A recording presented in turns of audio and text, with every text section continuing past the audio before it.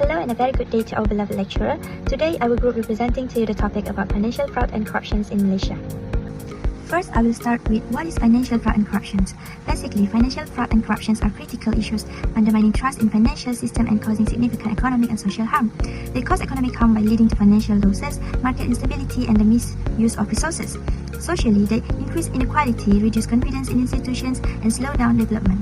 Addressing these issues is crucial to ensuring fairness, transparency, and long-term economic stability.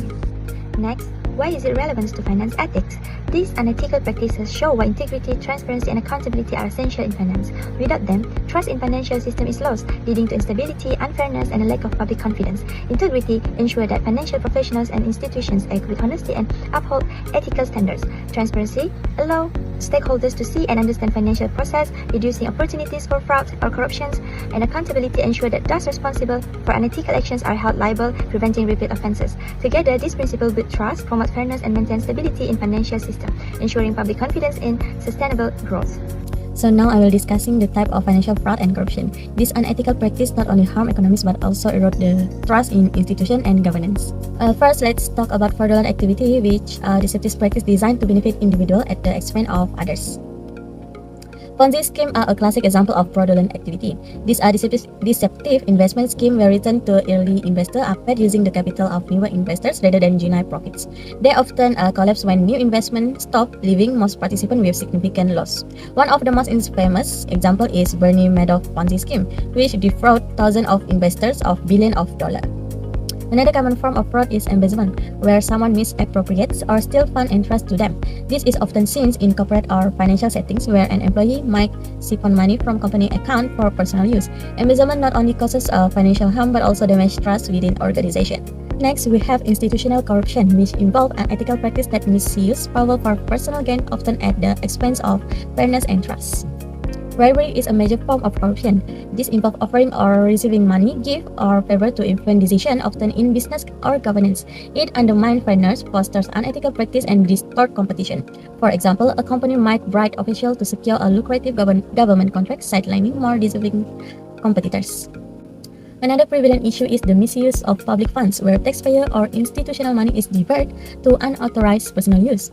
This practice depletes resources meant for essential public service and undermines trust in governance. A common example is public official funneling funds allocated for infrastructure project into their private accounts. Then now I will pass it to next presenter. I will explain about ethical consideration. In ethical consideration, they have two, which is personal bias, transparency, and accountability. What is meant by personal bias? Personal bias occurs when financial professionals place their own interests above those of clients, stakeholders, or society. This behavior undermines trust, ethical standard, and the broader financial system. For example, conflict of interest, greed-driven decision, and lack of ethical awareness. For conflict of interest, professionals may manipulate decisions or falsify data to meet personal objectives such as earning bonuses, securing promotion, or gaining financial rewards. For greed-driven decision, it is access to privileged information or resources that may tempt professionals to exploit them for personal gains, often at the expense of fairness and ethical standard. For lack of awareness, it happens when organizations undervalue ethics. Employees may fail to understand the society impact of their action because this is lead to risky decisions that harm stakeholders. For example, taking speculative risks with client investment without proper disclosure and resulting in losses when those risks fail. Next, for transparency and accountability. What it means by transparency and accountability? Transparency and accountability are cornerstone of ethical financial system. When absent, they create environments ripe for fraud and corruption. For example, like opaque cooperation, weak reporting mechanism, and failure to audit and monitor. For first point is meant by lack of openness in financial reporting allows individual or organization to hide unethical activities and making it difficult for stakeholders to identify and address issue. For weak reporting mechanism, it's meant by without effective channel for reporting unethical activity, employees may hesitate to come forward due to fear of retaliation or inaction. For failure to audit and monitor, it's meant by institutions that neglect regular audit or fail to enforce oversight mechanism, creates opportunity for misconduct to occur unchecked.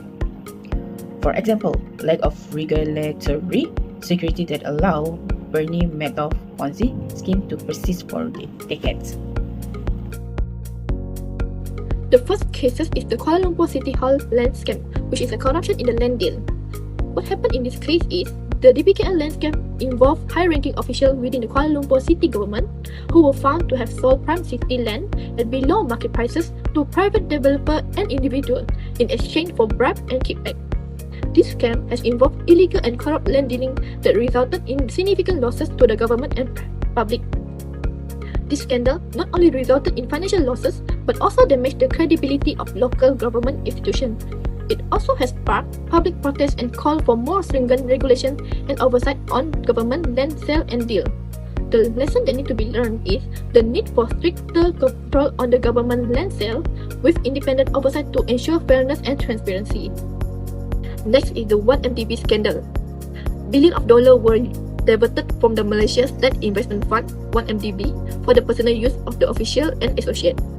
Funds were used for luxury purchases, real estate, and the financing Hollywood film. The impact of this case is it involved global financial institutions that failed to monitor or report suspicious transactions. It also highlights significant gap in the financial regulation internationally. The lesson that needs to be learned is the importance of anti-money laundering measures and global cooperation, and the need to hold financial institutions accountable for facilitating corruption. The last real-world example is the BMF scandal, which is an international banking fraud. Bank Bumiputera Malaysia was involved in a large-scale international banking scandal where loans were granted to unqualified companies, resulting in a massive financial losses. The loans were linked to corruption, with improper dealing and mismanagement by the senior bank officials. This scandal has led to significant financial losses and severely damaged the reputation of BMF. It also has led to political fallout and legal investigation. The lesson that needs to be learned is to emphasize the need for transparency and accountability in financial institutions, particularly in the loan disbursement practice. To conclude, the first key takeaway regarding financial fraud and corruption is undermine trust. Financial fraud and corruption erode the trust stakeholders have in organizations, institutions, and financial systems. When fraud is uncovered, it often reveals a betrayal of ethical standards and fiduciary duties, causing stakeholders to question the reliability and integrity of the organizations. Trust is a fundamental component of economic relationships, and its erosion can lead to decreased investor confidence, reduced consumer loyalty, and tarnish organizations' reputation. Next, it will impact on stakeholders. Stakeholders, including investors, employees, customers, and the broader community, suffer when financial fraud and corruption occur. For investors, fraudulent activities can result in financial losses and diminish shareholder value. Employees may face job insecurity and reputational damage, while customers might experience reduced service quality or increased costs. The broader community can be impacted through loss of public trust, reduced tax revenues, and weakened economic stability. Last but not least, lack of transparency and accountability. A lack of transparency and accountability within organizations creates an environment when fraud and corruption can thrive. Transparency ensures that the stakeholders have access to accurate and timely information, which helps in detecting and preventing fraudulent activities. Accountability requires individuals and entities to be held responsible for their actions.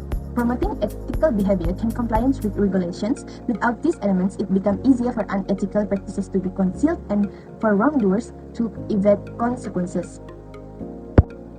The first solution and ethical guideline is enhanced regulatory frameworks. Strengthening regulatory frameworks involve developing and enforcing stricter law and regulations to prevent financial fraud and corruption. This includes comprehensive guidelines on financial reporting, auditing standards, and anti-corruption measures. Enhanced frameworks ensure that organizations operate within a clear legal structures with stringent penalty for non-compliance. Regulatory bodies play a crucial role in monitoring, investigating, and enforcing these rules, promoting transparency and accountability across industries. Next will be a corporate governance and oversight. Corporate governance refers to the set of rules and the processes by which a company is directed and controlled. Effective governance involves the implementation of robust oversight mechanisms such as independent audit committee, risk management system, and internal controls. These structures help in detecting and preventing fraudulent activities, ensuring that the organization operates ethically and in the best interest of its stakeholders. Strong governance also includes fostering a culture of accountability at all levels of the organization. Last but not least is ethical education and training.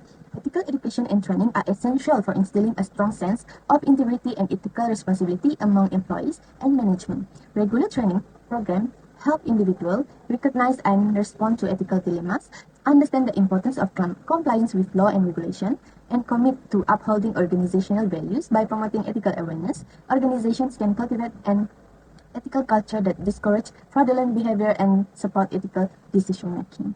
That's all. Thank you.